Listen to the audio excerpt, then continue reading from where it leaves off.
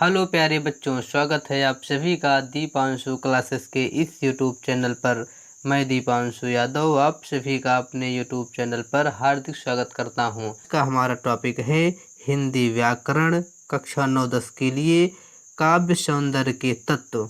काव्य सौंदर्य के 3 तत्व हैं, एक रस है, दूसरा छंद है और तीसरा अलंकार है, जिसमें से आज हम आपके लिए रस लेकर आए हैं।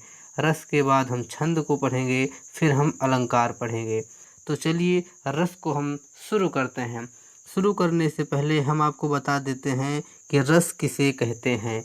बात किया जाए रस की, तो रस का जो अभिप्राय है, अभिप्राय का मतलब होता है अर्थ, यानी कि जो रस का अर्थ होता है, इसका जो शाब्दिक अर्थ होता है वह होता है आनंद या प्रसन्नता या खुशी। आप रस को चाहे जो कहें, आप आनंद कहें, प्रसन्नता कहें या फिर खुशी कहें, तो आप ये समझिए कि रस का शाब्दिक अर्थ होता है प्रसन्नता या फिर खुशी। अब बात की जाए यह प्रसन्नता और खुशी आपको कब होगी कि वह रस कहलाए, तो जब आप किसी काव्य रचना को सुनेंगे या पढ़ेंगे, यानी काव्य रचना को सुन करके या पढ़ करके हृदय में जो आप आनंद की अनुभूति होती है, हृदय में जो आनंद की अनुभूति होगी, तो हम उसे ही रस कहेंगे। जब तक आप किसी काव्य को पढ़ेंगे नहीं, सुनेंगे नहीं, तब तक आपके हृदय में आनंद की अनुभूति होगी नहीं, और जब आपके हृदय में आनंद की अनुभूति होगी नहीं, तब आपके अंदर रस की निष्पत्ति भी नहीं होगी। इसलिए काव्य को सुन करके और पढ़ करके आपके हृदय में जो आनंद की अनुभूति होती है वही आपका रस कहलाता है। रस प्रत्येक काव्य का आवश्यक घटक है। घटक बोले तो एक टुकड़ा है, हिस्सा है, एलिमेंट है। इसीलिए जहाँ काव्य है वहाँ रस है। देख लीजिए, यह इन्वर्टेड कॉमा के अंदर लिखा गया है कि जहाँ पर काव्य है वहाँ पर रस होगा। आचार्य विश्वनाथ जी के अनुसार रस को काव्य के प्राण कहे गए हैं, यानी रस को काव्य का प्राण या आत्मा कहा गया है आचार्य विश्वनाथ जी के अनुसार। अब बात किया जाए रस को भरत मुनि जी के द्वारा किन किन तरह से परिभाषित किया गया है, तो रस को भरत मुनि के द्वारा निम्नवत परिभाषित किया गया है। यह एक श्लोक की तरह एक सूक्ति है कि विभावानुभाव संचारे संयोग आद रस निष्पत्ति, कि विभाव अनुभाव संचारी भाव के संयोग से रस की निष्पत्ति होती है। विभावानुभाव संचारे संयोगाद रस निष्पत्ति है, अर्थात विभाव अनुभाव तथा संचारी भाव को ही हम व्यभिचारी भाव कहते हैं। यानी कि विभाव अनुभाव संचारी भाव या व्यभिचारी भाव के संयोग से ही रस की निष्पत्ति होती है। उपयुक्त सूत्र रस के उन परिभाषित शब्दों को दर्शाता है जो रस के प्रमुख अंग माने गए हैं। तो आप लोग मोटे मोटे तौर पर रस के बारे में कुछ ना कुछ जानकारी तो आपको मिली कि रस क्या होता है। तो रस का जो अर्थ होता है वह आनंद या प्रसन्नता होती है। किसी काव्य को पढ़ के सुन करके जो हृदय में हमारे आनंद की अनुभूति होती है वही रस कहलाता है। भरत मुनि ने रस को बताने के लिए एक सूत्र दिया है कि विभाव अनुभाव संचारी भाव के संयोग से रस की निष्पत्ति होती है। अब चलिए हम बात करते हैं कि विभाव क्या होते हैं, अनुभाव क्या होते हैं, संचारी भाव क्या होते हैं। तो सबसे पहले हम देखेंगे कि अस्थाई भाव किसे कहते हैं। अस्थाई भाव क्या होते हैं, तो मानव के हृदय में जो अस्थाई रूप से रहते हैं उन्हें हम अस्थाई भाव कहते हैं। अस्थाई भाव का अर्थ होता है जो आपके हृदय में सदैव बसे रहते हैं, उन्हें हम अस्थाई भाव कहते हैं। आपके हृदय में जितने रस हैं उन सभी के जो अस्थाई भाव हैं वो सदैव विद्यमान रहते हैं, और समय समय पर वो हमारे हृदय से प्रकट होते हैं। जैसे कि आपको बता दिया जाए कि आपके हृदय में जितने भी अस्थाई भाव हैं उतने ही हमारे हिंदी में रस हैं। जैसे कि पहला रस आपका है श्रृंगार रस, जिसका स्थायी भाव होता है रति। दूसरा है करुण रस, जिसका स्थायी भाव होता है शोक। तीसरा है शांत रस जिसका स्थायी भाव होता है निर्वेद। चौथा है रौद्र रस जिसका स्थायी भाव होता है क्रोध। पांचवा है वीर रस जिसका स्थायी भाव होता है उत्साह। छठा हमारा है हास्य रस जिसका स्थायी भाव होता है हास। सातवां जो है भयानक रस है जिसका स्थायी भाव भय होता है। आठवां विभत्स रस है जिसका स्थायी भाव जुगुप्सा माना जाता है। 9वें नंबर आता है अद्भुत रस जिसका स्थायी भाव विस्मय होता है। 10वें नंबर पर जो रस है वह वात्सल्य रस है जिसका स्थायी भाव वात्सल्यता स्नेह यानी कि जो बालक के प्रति प्रेम होता है वह माना गया है। और अगला रस है भक्ति रस जिसका स्थायी भाव होता है देव विषयक रति। अब हम आपको उदाहरण के तरीके से बताएं तो आपके हृदय में रति भी है, शोक भी है, निर्वेद भी है, क्रोध भी है, उत्साह भी है, हास भी है, भय है, जुगुप्सा है, विभत्स है, वात्सल्य है और देव है। आपको लगेगा कैसे हमारे अंदर इतनी सारी चीज़ें हैं, तो आपको उदाहरण के माध्यम से बताता हूँ। आपको किसी ना किसी से मोहब्बत होती है तो आपके अंदर रति नामक स्थायी भाव जागृत होता है। जब आपके मित्र के साथ कोई अनहोनी घटना होती है, आपके सगे संबंधी परिवार में भगवान ना करे हो परंतु मान लीजिए आपके पड़ोस में किसी की डेथ हो जाती है, तो आपके अंदर भी शोक उत्पन्न हो जाता है, करुणा आ जाती है, दुख उत्पन्न होता है, तो आपके अंदर दुख भी आया। बात की जाए निर्वेद की, तो जैसे जब आप साधु संत के पास बैठेंगे सत्संग में तो वहाँ पर बताया जाता है कि ये संसार मोह माया है, मिथ्या है, मरने के बाद कुछ साथ आता नहीं जाता नहीं। इन सब बातों को जब आप सोचेंगे तो एक प्रकार से आप वैराग्य की ओर जाएंगे, तब आप वहाँ पर आपके अंदर में एक प्रकार से निर्वेद नाम का जो स्थायी भाव वो जागृत हो जाएगा। अब क्रोध की बात किया जाए तो अगर आपको कोई गाली दे रहा है तब आपके अंदर क्रोध जागृत हो जाएगा। आपको कोई जैसे मान लीजिए किसी के लिए आपको प्रेरित कर रहा है, चढ़ा रहा है, तब भी आपके अंदर क्रोध आ जाता है। तो क्रोध आपको समझ में आया ना, कोई आपको गाली वाली दे तो आपके अंदर क्रोध वाला जो भाव है तुरंत जागृत होता है। उत्साह की बात किया जाए तो यह वीर रस का स्थायी भाव होता है उत्साह। उत्साह के लिए जैसे आप किसी पेपर की तैयारी कर रहे हैं, किसी ने आपको उत्साह दिया, नहीं आपका सिलेक्शन होगा, तो आपके अंदर एक उत्साह आता है, मोटिवेशन आता है, तो आपके अंदर उत्साह का भी जो स्थायी भाव वो भी जागृत हुआ। अब बात की जाती है हास की। आप किसी बंदे को देखें, वो आधा जींस फटा पहना है, आधा उसका क्या बोलते हैं जो बुशर्ट है यानी शर्ट है वो भी फटा हुआ है, आपको उसको देख करके एक अजीब तरीके से लगेगा, आपको हंसी आएगी, तो आपके हृदय में हास नामक स्थायी भाव उत्पन्न हुआ। अब अगला देखते हैं भय। आपके अंदर भय कैसे उत्पन्न होता है? आप रास्ते से जा रहे थे, बढ़िया नाचते गाते जा रहे थे, अब सामने से अचानक कोई सर्प आपके गुजरा, आप देखकर अचानक डर गए, तो आपके अंदर भय नामक अस्थायी भाव भी उत्पन्न हुआ। अब बात की जाए जुगुप्सा। जुगुप्सा का मतलब होता है घृणा।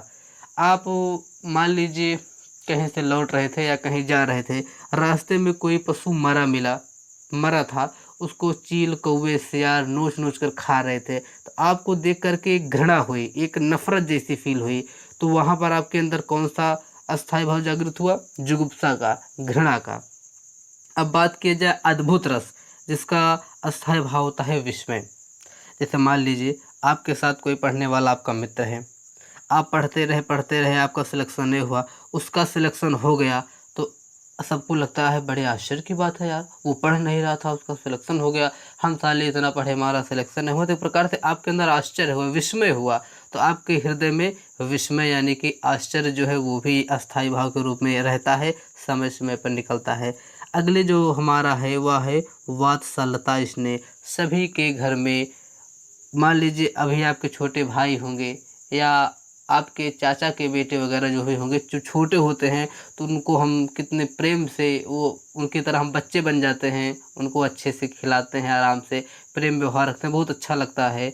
तो वहाँ पर हमारे अंदर वात्सल्यता स्नेह यानी बच्चों के प्रति प्रेम जागृत हो जाता है। और बात किया जाए अगला जो हमारा स्थायी भाव है वह देव विषयक रति है। देव विषयक रति का मतलब होता है जब हम ईश्वर के प्रति भक्ति में लीन हो जाते हैं तो हमारे अंदर देव यानी कि ईश्वर के प्रति प्रेम जागृत होता है, तो उसे हम देव विषयक रति कहते हैं, जो भक्ति रस के अंतर्गत आता है। तो आपको मैं आशा करता हूँ कि यह बातें समझ में आ गई कि आपके हृदय में जो अस्थाई भाव है वो किस प्रकार से आपके हृदय में सदैव विराजमान रहते हैं, समय समय पर वह जागृत होते रहते हैं। तो यहाँ से आपको अस्थाई भाव समझ में आया। अब हम अस्थाई भाव के बाद अगला पढ़ेंगे कि विभाव किसे कहते हैं। बहुत अच्छी बात है विभाव जानने वाली। विभाव क्या है? आपको अस्थाई भाव मालूम चला ना, तो आप इतना जान लीजिए एक लाइन में डेफिनेशन कि अस्थाई भाव को अंकुरित करने वाले कारक को ही हम विभाव कहते हैं। यानी जिसके कारण आपके अंदर अस्थाई भाव जागृत होता है। अंकुरित का मतलब होता है जागृत होना, उत्पन्न होना। ठीक है, तो जिसके कारण आपका स्थायी भाव अंकुरित हो वही आपका विभाव कहलाता है। यानी अस्थाई भाव को अंकुरित करने वाले कारक को ही हम विभाव कहते हैं। बात किया जाए विभाव की, तो विभाव दो प्रकार के होते हैं। एक होता है आपका आलंबन विभाव, एक होता है आपका उद्दीपन विभाव। बात किया जाए आलंबन विभाव की, तो जिसका सहारा पा करके अस्थाई भाव प्रकट होते हैं उसे हम आलंबन कहते हैं।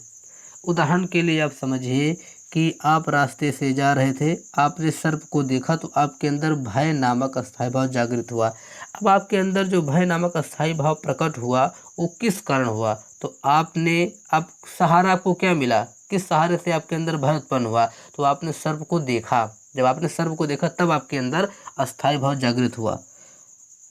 तो यह रहा आपका आलंबन विभाव। अब उद्दीपन विभाव के बारे में देखते हैं। तो जिस वस्तु या स्थिति को देख करके अस्थाई भाव अंकुरित होता है उससे हम उद्दीपन कहते हैं। जैसे आपके अंदर जब अस्थाई भाव जागृत हुआ तो आपने सर्प को देखा था ना, तो उसकी स्थिति कैसी थी? सर्प आपकी तरफ आ रहा था या वो दूसरी तरफ जा रहा था, तो जो उसकी स्थिति थी जिसको देख करके आपके अंदर अस्थाई भाव जागृत हुआ वो आपका उद्दीपन विभाव कहलाता है। तो आपको समझ में आ गया कि जो विभाव होता है वह अस्थाई भाव को जागृत करने वाला एक प्रकार का कारक होता है। अगला जो हमारा है अनुभाव। अनुभाव किसे कहते हैं? तो आलंबन और उद्दीपन के द्वारा उत्पन्न होने वाले मनोभाव जैसे पसीना, अश्रु, रोंगटे खड़े होना आदि शरीर की जो चेष्टा है, बाह्य चेष्टाएं हैं, वही हमारे अनुभाव कहलाते हैं। मान लीजिए आप जब सांप को देखे तो आप थर थर काँपने लगे, आपको पसीना छूटने लगा, तो जो आपके अंदर से पसीना छूटने लगा तो वही सब जो आपके शरीर की बाह्य चेष्टा होती है वह सब अनुभाव के अंतर्गत आती हैं। अब बात किया जाए संचारी भाव की, तो संचारी भाव क्या होते हैं? संचारी भाव को ही हम व्यभिचारी भाव भी कहते हैं। संचारी भाव को ही हम व्यभिचारी भाव कहते हैं। बात की जाए इसकी परिभाषा की, तो मन में संचरित होने वाले भाव को ही संचारी भाव कहते हैं। संचारी भाव अस्थाई नहीं होते हैं बल्कि क्षणिक होते हैं। क्षणिक का मतलब होता है जो क्षण भर के लिए रहें, ज़्यादा देर तक ना टिकें, यानी कि वो अस्थाई नहीं क्षणिक होते हैं। इसीलिए इनको हम व्यभिचारी भाव भी कहते हैं। इसलिए इनको हम व्यभिचारी भाव कहते हैं और इनकी संख्या 33 होती है। इस प्रकार से आपको अनुभाव, विभाव, अस्थाई भाव, संचारी भाव सब के बारे में बता दिया गया। तो अब चलिए हम अपने टॉपिक को शुरू करते हैं। ये तो टॉपिक शुरू करने से पहले इसकी भूमिका रही जो आपको बताया, तो आप लोग आराम से बिना भूमिका समझे अगर मैं आपको डायरेक्ट रस के बारे में बताता तो आपको शायद उतने अच्छे तरीके से समझ में ना आता। तो हमने इसकी भूमिका अच्छे से बना दी है। अब हम अपनी नींव तैयार कर दी हैं, तब हम इसको एक एक ईंटा जोड़ते जोड़ते अपना पूरा टॉपिक ख़त्म करेंगे। तो चलिए हम शुरू करते हैं। आज का जो हमारा टॉपिक है, आपका टॉपिक तो शुरू यहाँ से होगा आज का, परंतु इससे पहले जो ये थे वो पृष्ठभूमि तैयार हो रहे थे। पृष्ठभूमि तैयार हो गई है, अब अपने टॉपिक को स्टार्ट करते हैं। आज का हमारा टॉपिक है काव्य सौंदर्य के तत्व, जो आपका टॉपिक है रस। बात किया जाए रस की परिभाषा की कि रस हम किसे कहते हैं, इसको परिभाषित कैसे करेंगे? तो किसी नाटक को देखने, कहानी या कविता को या उपन्यास को पढ़ने या सुनने से जो आनंद की अनुभूति होती है उसे ही हम रस कहते हैं। परिभाषा आप लोग नोट जरूर कीजिएगा। किसी नाटक को या कहानी को, उपन्यास को पढ़ने या सुनने से जो आनंद की अनुभूति होती है वही रस कहलाती है। रस की निष्पत्ति के संदर्भ में भरत मुनि ने लिखा है, अभी आपको बताया कि विभाव, अनुभाव, व्यभिचारी भाव, संयोग आदि रस निष्पत्ति, यह भरत मुनि ने रस की निष्पत्ति के संबंध में लिखा है। बात किया जाए रसों की संख्या की, तो अगर पूछा जाए आपसे रसों की संख्या भरत मुनि के द्वारा तो 8 मानी गई है। जो ऋषि भरत है, भरत मुनि के द्वारा रस की संख्या 8 मानी गई है और कुल रसों की संख्या 11 मानी गई है। परंतु आप भरत मुनि के अनुसार अगर कोई आपसे पूछे तो आप बताइएगा 8 होते हैं। अब भरत मुनि के द्वारा 8 कौन कौन से रस हैं, तो श्रृंगार रस है, करुण रस है, हास्य रस है, रौद्र रस है, वीर रस है, विभत्स रस है, भयानक रस है और अद्भुत रस है। ये 8 प्रकार के जो हमारे रस हैं ये भरत मुनि के द्वारा माने गए हैं। ये सभी रस 8 हैं और इनके अस्थाई भाव भी निम्नलिखित हैं। चलिए हम इनके अस्थाई भाव देख लेते हैं। आपको पहले टेबल में बता दिया है, फिर एक बार देख लीजिए कि रति हुआ, शोक हुआ, हास हुआ, क्रोध, उत्साह, जुगुप्सा, भय और विस्मय, ये क्रमानुसार हैं।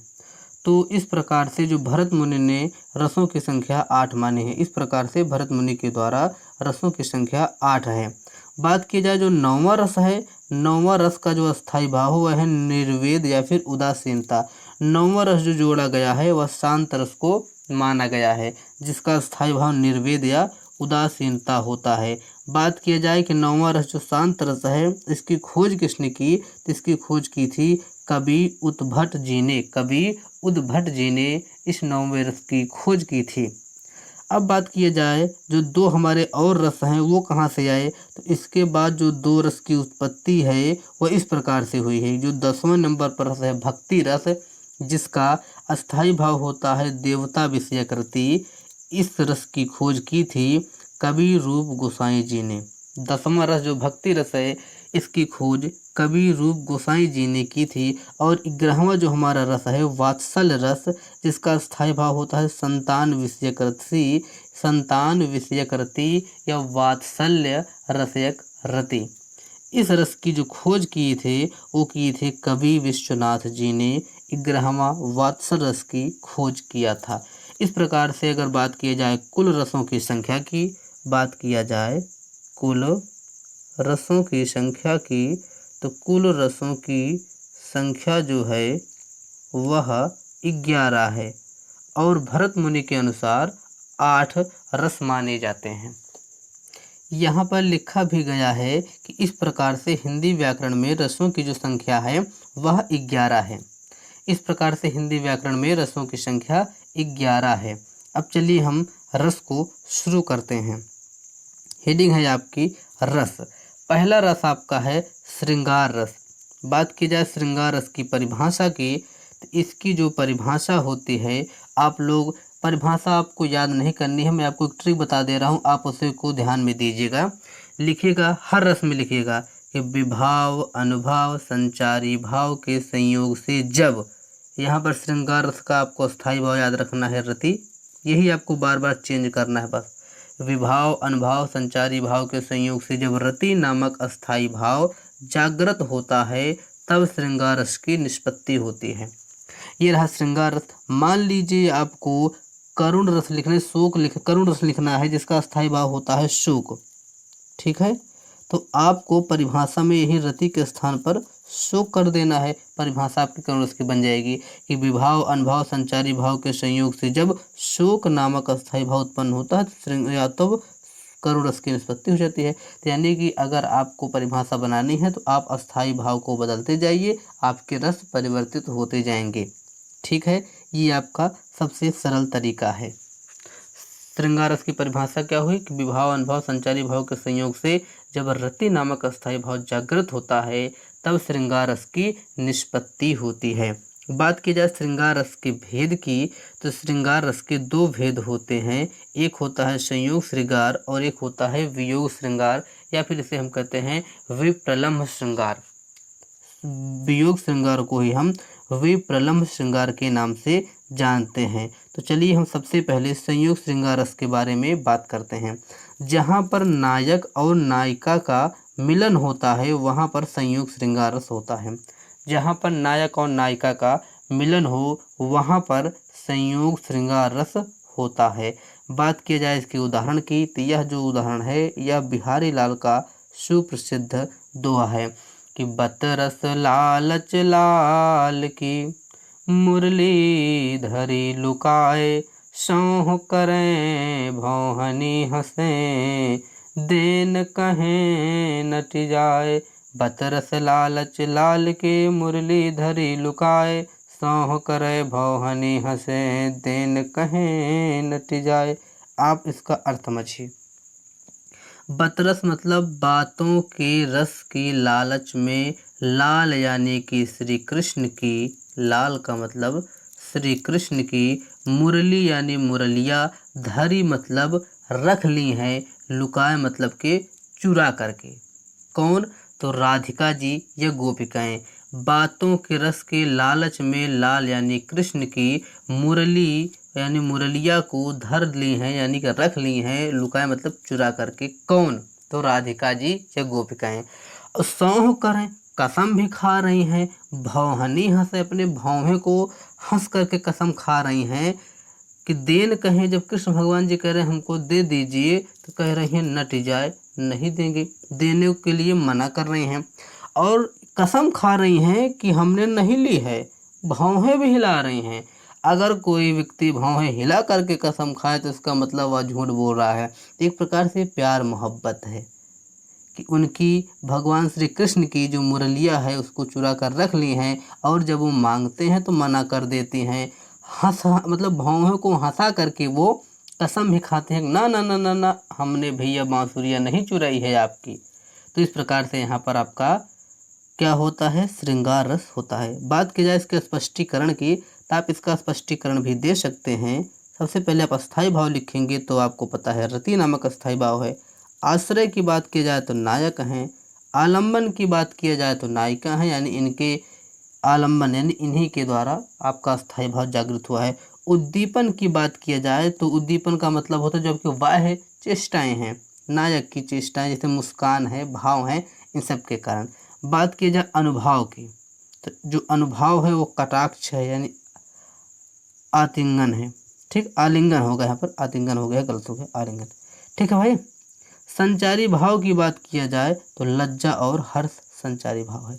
तो इस प्रकार से इसका स्पष्टीकरण भी हो गया है। हम आपको एक दूसरा उदाहरण भी इसका बताते हैं। कहत नटत रिझत खिझत, मिलत खिलत लजियात, भरे भवन में करत हैं, नैन नहीं सुबात। बहुत ही अच्छा उदाहरण यह भी है। कहत नटत रिझत खिझत, कह रही हैं मतलब कि नैनों से कह रहे हैं। नटत तो जो राधा जी हैं या जो नायिका है वो मना कर रही है, तो जब वो मना कर रही है तो रिझत यानी नायक रीझ रहा है, प्रसन्न हो रहा है। खीझत, इसको देख करके नायिका खीझत यानी कि एक प्रकार से वो गुस्सा हो जा रही है। ध्यान से आप बात समझिए, फिर समझिए कि जब नैनों से अपने आँखों के माध्यम से नायक कुछ कह रहा है, कहा मतलब कह रहा है, नटत मतलब जब नायिका उसको नकार रही है, वो मना कर रही है, तब क्या होता है कि नायक बहु प्रसन्न होता है कि वाह नकार रही है मुझको, परंतु यह देख करके नायिका रीझत यानी गुस्सा हो जाती है। अब अपने आँखों के माध्यम से वो मिलने के लिए कहते हैं मिलत, खिलत प्रफुल्लित हो जाते हैं, और लजियात नायिका लज्जा से लज्जा जाती है, नायक और नायिका दोनों ही। भरे भवन में करत हैं, भवन यानी कि जहाँ पर आदमी लोग ज़्यादा हों, यहाँ पर घर नहीं कहा गया, भवन मतलब भवन, भवन मतलब भवन। भरे भवन में करत हैं, नैनन सूही बात, अपने आँखों में इशारों से ही वो बात कर दे रहे हैं। तो यह इसका अर्थ हुआ कि कहत नटत रिझत खिझत, मिलत खिलत लजियात, भरे भवन में करत हैं, नैनन सोही बात। यहाँ पर आपका अनुप्रास अलंकार का भी उदाहरण है, अनुप्रास अलंकार का। परंतु अनुप्रास अलंकार का एक भेद होता है, अंत्य अनुप्रास होता है, अंत्यानुप्रास। तो यह अंत्यानुप्रास अलंकार का उदाहरण है जिसके अंत में अनुप्रास हो। देखिए कहत में ता है, नटत में ता है, रिझत में ता है, खीझत में ता है, मिलत में ता, खिलत में ता, लज्जियात में ता। सातों चीज़ के लास्ट में ताता है, यानी जब लास्ट में एक ही स्वर बार बार आता है तो अंत्यानुप्रास हो जाता है। तो आपके अनुप्रास अलंकार का भी यह उदाहरण है। तो इस प्रकार से आपका जो श्रृंगार रस हुआ वो आपका समाप्त हुआ है। अगर इस पर एक गाना भी बना था श्रृंगार रस में, आपको एक लाइन सुना देते हैं। हम तुम्हें चाहते हैं ऐसे, हम तुम्हें चाहते हैं ऐसे, मरने वाला कोई जिंदगी चाहता हो जैसे, हम तुम्हें चाहते हैं ऐसे। यह रहा आपका संयोग श्रृंगार रस का एक गाने वाला उदाहरण। लिखना नहीं है, बस को समझ के आनंद लीजिए बस। अब चलिए हम आ जाते हैं वियोग श्रृंगार में। अभी तक तो नायक नायिका का मिलन हुआ, अब हम नायक नायिका का वियोग करवाएंगे, यानी कि जब नायक नायिका का मिलन की संभावना नहीं रहती है, बिछड़ने की संभावना होती है, तब वहाँ पर वियोग श्रृंगार या फिर विप्रलम्ब श्रृंगार होता है। जहाँ पर नायक नायिका के वियोग का वर्णन होता है वहाँ पर वियोग श्रृंगार रस या विप्रलम्ब श्रृंगार रस होता है। अब इसका उदाहरण बहुत ही अच्छा उदाहरण है कि हे खग मृग हे मधुकर श्रेणी, तुम देखी सीता मृग नैनी। यह बात तब की है जब सीता जी का हरण दस्कंधर करके ले गया। जब राम भगवान मारीच को मार करके कुटी पर आए तो देखे सीता जी नहीं हैं, तो जंगल में भटक रहे हैं।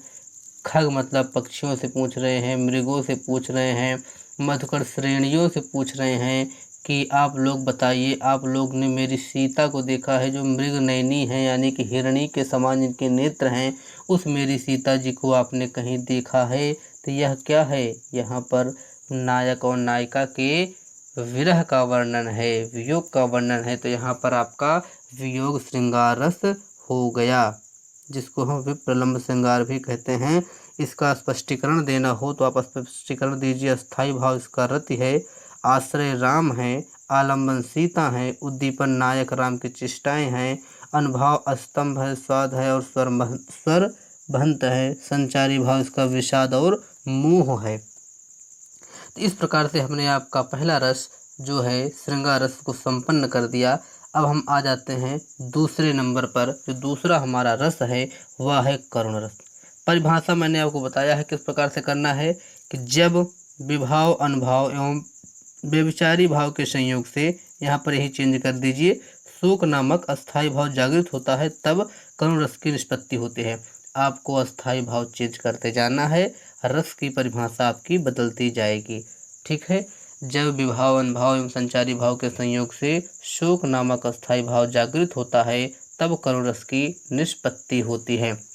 इसका सबसे अच्छा उदाहरण है, यह जो उदाहरण है यह श्री रामचरितमानस से लिया गया है। जब दशरथ जी की मृत्यु हो रही थी तो उनकी जो रानियां हैं वो विलाप कर रही थी। विलाप करके क्या कहती हैं? शोक विकल रोवहि सब रानी, रूपशील गुण ज्ञान बखानी, करहि विलाप अनेक प्रकारा, गिरहि भूमि तल बारहि बारा। शोक विकल रोवहि सब रानी, रूपशील गुण ज्ञान बखानी, करहि विलाप अनेक प्रकारा, गिरहि भूमि तल बारहि बारा। तो इसका अर्थ देख लेते हैं कि शोक विकल रोवहि सब रानी, शोक से व्याकुल रानियां रो रही हैं। रूपशील गुण ज्ञान बखाने, रूपशील और गुण का बखान करते हुए विलाप कर रही हैं, अनेक प्रकार से विलाप कर रही हैं। और गिरह भूमि तल बारह बारह, बार बार पृथ्वी पर वो गिर जा रही हैं। जब दशरथ की मृत्यु हुई थी तो इसका स्थायी भाव आपका शोक है, विभाव आलम्बन दशरथ का शव है, आश्रय रानियों का दर्शक सभा है, अनुभाव छाती पीटना भूमि पर गिरना है, संचारी भाव का जड़ता मति और मूर्छा है। ये तो रहा एक उदाहरण करुण रस का। एक दूसरा करुण रस का उदाहरण मैं आपको बता दे रहा हूँ, बहुत अच्छा उदाहरण है। आप लोग शायद सुने तो जरूर होंगे, आप नाम सुने होंगे श्रवण कुमार का ना, आप श्रवण कुमार का नाम सुने होंगे, जरूर सुने होंगे, जिनकी मृत्यु दशरथ जी के द्वारा हुई थी जब वो गए थे शिकार करने के लिए शतवेदी बाण मारे थे। तो आप नाम सुने होंगे श्रवण कुमार का।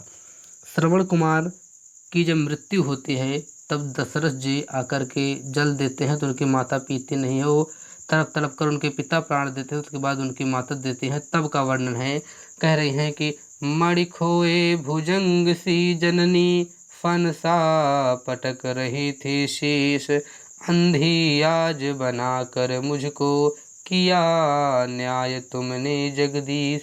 इसका अर्थ हुआ कि मणि खोए भुजंग सी जननी, जिस प्रकार से मणि के खो जाने पर जो सर्प होता है वह फन को पटकता है, उसी प्रकार से जो जननी है, माता है, वह भी अपने मस्तक को पटक रही हैं और ईश्वर से कह रही हैं कि हे जगदीश, आपने बहुत अच्छा किया जो आपने मुझे अंधा ही दिया, मतलब अंधा ही किया है। वही विलाप कर रहे हैं कि मणि खोए भुजंग सी जननी, फन सा पटक रही थी शीश, और अंधे आज बनाकर मुझको किया न्याय तुमने जगदीश। जगदीश को कह रही हैं कि हे प्रभु, आपने न्याय किया है जो आपने हमें अंधा ही रखा है। एक उदाहरण यह भी है। दूसरा उदाहरण है, अगर आप लोग को अच्छा लगे तो भाई मैं आपको सुना देता हूँ। दूसरा उदाहरण जो आपका है वह है, ये आपको उदाहरण बताता है, जब आप नाम सुने होंगे इंद्रजीत का। इंद्रजीत जिसे हम मेघनाथ कहते हैं, जो रावण का पुत्र है, उनकी जो पत्नी है, उनकी पत्नी का नाम होता है सुलोचना। उनकी पत्नी का नाम होता है सुलोचना। जब मेघनाथ की मृत्यु होती है तो सुलोचना यह खबर अपने ससुर यानी दशकंधर जी को देती है। क्या कहते हैं कि रावण भावा कुल घाते, पीटै सिलोचन छाते, घाते नयन वासे नीरहो, के करे दुअरवा जाई, कैसे विपतिया गाई, छाई बादरिया गंभीर हो। अर्थात कहने का मतलब है कि रावण भवा कुल घाती, रावण कुल का घाती हुआ। रावण भवा कुल घाती, पीटे सिलोचन छाती, जो सिलोचना है वो अपने पति की मृत्यु पर छाती पीट रहे हैं। कह रही है कि पीटे सिलोचन छाती, घाती नयनवा से नीर हो, कि करे दुअरवा जाए, किसके दुआरा जाए, कैसी विपत्ति आ गई, अपनी विपत्ति को हम किससे बताएं, छाई बदरिया गंभीर हो, और ये जो हमारी विपत्ति के बादल हैं वो गंभीरता से घिरे हुए हैं। तो यह भी एक उदाहरण है। आप इसको लिखिएगा नहीं, केवल समझिए बस। सिलोचना और इंद्रजीत के ऊपर है। आपको अगर लिखना है पेपर में तो आप यही लिखिएगा, शोक विगल रोमय शबरानी, रूपशील गुण ज्ञान बखानी, करह मिलाप अनेक प्रकारा, गिरे भूमि तल 12 या फिर आप लिखिए मणि खोई भुजंग सी जननी, फंसा पटक रही थी शीश, अंधी आज बनाकर मुझको किया न्याय तुमने जगदीश। यही आप याद कीजिए। अगला हमारा है हास्य। हास्य रस है। हास्य रस के लिए मैं आपको एक कविता सुनाता हूँ। एक कवि है हमारे हैं योगी जी महाराज। अरे अपने मुख्यमंत्री जी नहीं, कवि का नाम है योगी जी महाराज। योगी कहते थे उनको। उनकी कविता बहुत फेमस है कि मुश्किल है अपना मेल प्रिय, ये प्यार नहीं है खेल प्रिय, मुश्किल है अपना मेल प्रिय, ये प्यार नहीं है खेल प्रिय, छुप छुप कर हम इस प्रकार से जब अपना प्यार बढ़ाएंगे, तो एक दिन तेरे डायरी अमरेशपुरी बन जाएंगे, और हड्डी पसली तोड़ मेरी भिजवा देंगे वो जेल प्रिय, मिल मुश्किल है अपना मेल प्रिय, ये प्यार नहीं है खेल प्रिय। तो आपको हंसी आई ना? हाँ, तो ये हास्य रस है।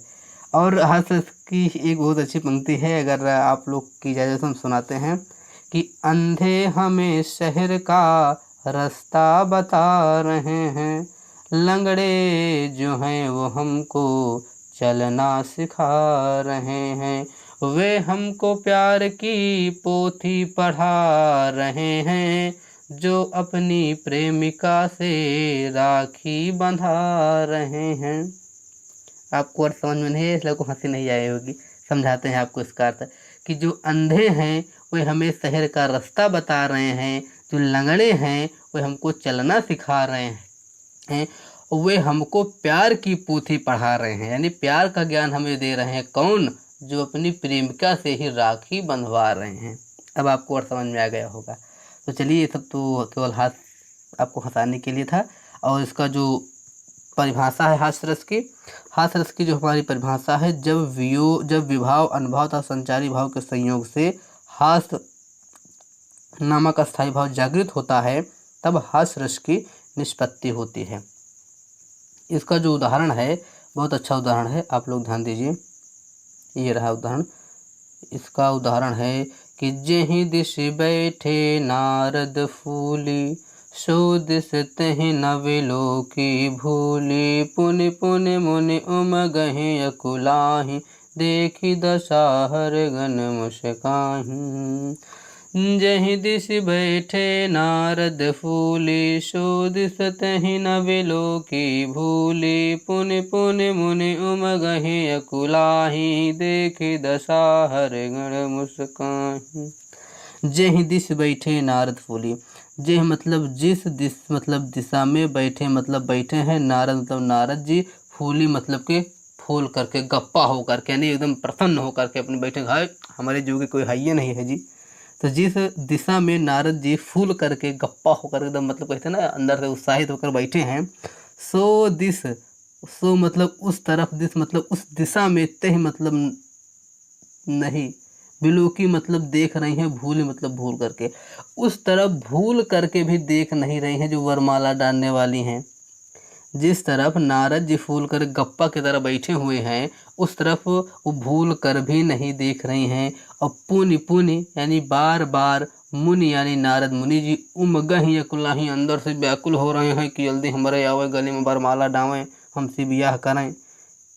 होत का है कि देखी दशा हर गन मुस्काहि, ऐसी दशा देख करके मुनि की, मुनि अर्थात नारद मुनि की ऐसी दशा देख करके, हर गण, हर का मतलब होता है प्रभु महेश, यानी कि शिव जी के गण जो हैं, उनके दूत हैं, वो सब मुस्कुरा रहे हैं, एकदम आहा आनंदित हो रहे हैं।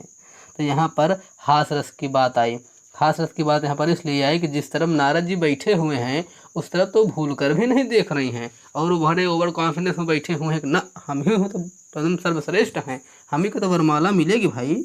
और यह देख करके जो हमारे शंकर जी के जो गण जी हैं, उनके दूत हैं, वो बहु मुस्कुरा रहे हैं, एकदम मस्त मगन हैं। ठीक है, तो चलिए हम स्पष्टीकरण देखते हैं। इसका स्पष्टीकरण, तो इसका स्थायी भाव होता है हास, इसका जो विभाव है वह नारद मुनि है, इसका आश्रम हर गण है यानी कि शंकर जी के दूत, उद्दीपन है विलक्षण आकृति और चेष्टा, अनुभाव इसका हंसना, खड़े होना, इसकी जो संचारी भाव है हर्ष है, चपलता है और चंचलता इसका है। और अगर बात की जाए हास रस के एक और उदाहरण की, तो एक है कि पीपर पात बबूल का, तापर तनिक पिसान, राजा रानी करत हैं छठे क्षमा है दान। ये भी इसका उदाहरण है। चलिए हम चौथा देखते हैं, जो हमारा है वीर रस। भाई वीर रस का नाम सुनते ही एकदम मन प्रसन्न हो जाता है, एकदम गदगद हो जाता है। वीर रस की परिभाषा है कि जब विभाव, अनुभाव तथा संचारी भाव के संयोग से उत्साह नामक अस्थायी भाव जागृत होता है, तब वीर रस की निष्पत्ति होती है। वीर रस, ठीक है भैया।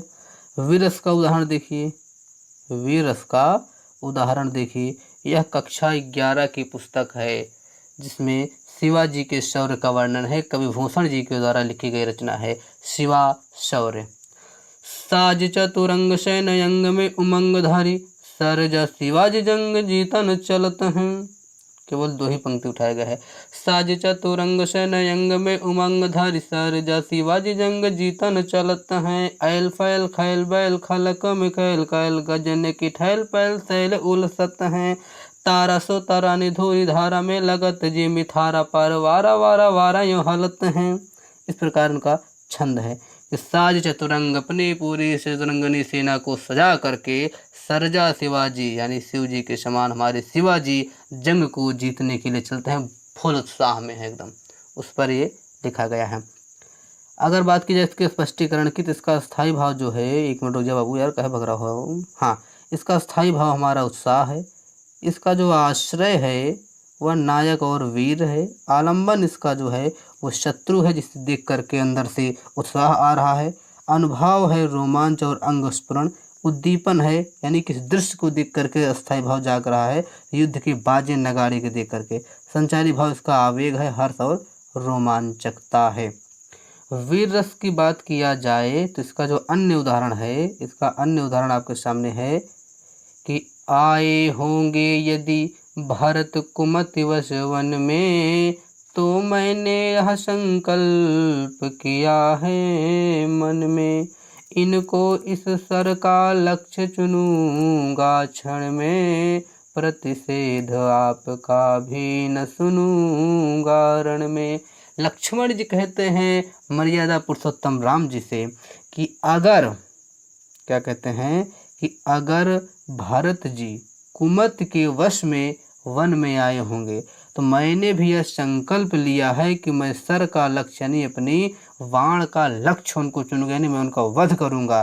प्रतिषेध आपका भी न सुनूंगा रण में, आपका भी कहना मैं रण में नहीं मानूंगा। कब? जब भारत जी कुमत के वश में वन में आए होंगे तब। इसको उन्होंने गुस्से में कहा। और वीर रस के बहुत उदाहरण है, जैसे एक रचना है परमाल रासो। परमाल रासो, परमाल रासो जगनिक की रचना है, जो आल्हा खंड है पूरा वीर रस में है। हम आपको परमाल रासो जगनिक की जो रचना है उसका एक खंड सुनाते हैं। आप लोग कहीं कहीं पढ़े होंगे कि 12 बरस ले कुकुर जीवय और 13 ले जिय सियार, बरस 18 छत्रे जीवय आगे जीवन को धिक्कार। 12 बरस तक तो कुत्ते जीते हैं, 13 बरस सियार जीता है, 18 बरस तो छत्री जीते हैं और आगे जीत धिक्कार है। ये आदिकाल की बात थी, परंतु अब ऐसा होता नहीं है, लेकिन रचना है, इसमें उत्साह है तो इसको मानिए। तो अगर इनकी और है एक छोटा सा 2 या 3 लाइन 4 याद है मुझको, वो सुना दे रहा हूँ। आल्हा छंद कैसे गाया जाता है आप लोग देख लीजिए। आल्हा उदर बड़े लड़ैया जे कई मार सही ना जाए। अरे आल्हा उदर बड़े लड़ैया जे कई मार सही ना जाए, एक कमारे 2 गिर जावे तीसर खूब खाए मर जाए। खट खट खट खट गिरई असर फी यौ घन चढ़ई लोहार अंतार। यह हमारा आल्हा खंड है। और भाला रेल दिहन पेटन में 56 कोस गिरा बहराए। इस प्रकार से आल्हा गाया जाता है और बड़ा ओज में गाया जाता है। सावन के माह में आल्हा गाया जाता है। अब तो थोड़ा कम हो गया, परंतु गांव में आपको अभी भी मिल जाएगा। तो अगला जो इसका उदाहरण है आप इसको भी याद कीजिएगा। ये माखनलाल चतुर्वेदी की रचना है। माखनलाल चतुर्वेदी की रचना कक्षा 10 में आपको मिलेगा। पुष्प की अभिलाषा के नाम से, हाँ याद आ गया, पुष्प की अभिलाषा के नाम से चैप्टर है। उसकी 2 पंक्तियां हैं कि मुझे तोड़ ले नावन माली, उस पथ पर तुम देना फेंक, मातृभूमि पर शीस चढ़ाने, जिस पथ जावे वीर अनेक, जिस पथ जावे वीर अनेक। यह भी अपना वीरस का एक अद्भुत उदाहरण है, आप इसको भी याद कर लीजिएगा। बात किया जाए वीरस की और उदाहरण की तो जो लक्ष्मीबाई का उदाहरण है कि खूब लड़ी मर्दानी वा तो झांसी वाली रानी थी, बुंदेले हर बोलों के मुख हमने सुनी कहानी थी, खूब लड़ी मर्दानी वा तो झांसी वाली रानी थी। यह भी वीरस का अच्छा उदाहरण है। और जो हमारा है रण बीच चौकड़ी कर कर के चेतक बन गया निराला था, राणा प्रताप के घोड़े पे। जो ये वाली कविता है ये भी इनकी वीर से ओतप्रोत कविता है। तो इस प्रकार से हमने आपको 5 रस पढ़ाए जो कक्षा 9-10 के विद्यार्थियों के लिए है। भैया वीडियो तो बहुत लंबी हो गई है, उसके लिए क्षमा चाहते हैं। क्या करें, आप लोग को आराम आराम से समझा रहे थे कि आपको समझ में आए, आप कोई दूसरी वीडियो देखने ना जाएं। अगर आपको वीडियो अच्छी लगी हो तो आप वीडियो को लाइक करके चैनल को जरूर सब्सक्राइब कर दीजिए भैया। बहुत बहुत धन्यवाद है। दीपांशु क्लासेस 6 to 12 ये अपने चैनल का नाम है। तो फिर हम आपसे मिलते हैं किसी अन्य वीडियो में, तब तक के लिए बहुत बहुत धन्यवाद है। चलते चलते अपने मित्र को हम बुलावत हैं। हमारा मित्र कहाँ गया भैया? आजा बाबूजी। ये रहा अपना मित्रवा, क्योंकि भैया आज हम पढ़े हैं रस और आया है बहुत मज़ा। तो अपने मित्र को बुला करके हंसने वाली इमोजी बना करके आप सबसे हम लेते हैं विदा। ठीक है भैया, मित्रवा भी हंस दिया है और हाँ लगभग हंस ही दिया है। बन जा रे बाबू, बन गया रे, बन गया। चलो हमारा मित्र अभी हंस दिया है और इसी के साथ हम लेते हैं आप सबसे विदा। आज की क्लास का करते हैं समापन, हो गया है बहुत देर। फिर मिलेंगे आपसे नेक्स्ट वीडियो में। आप लोग प्लेलिस्ट ज़रूर चेक कर लीजिएगा। बहुत बहुत धन्यवाद।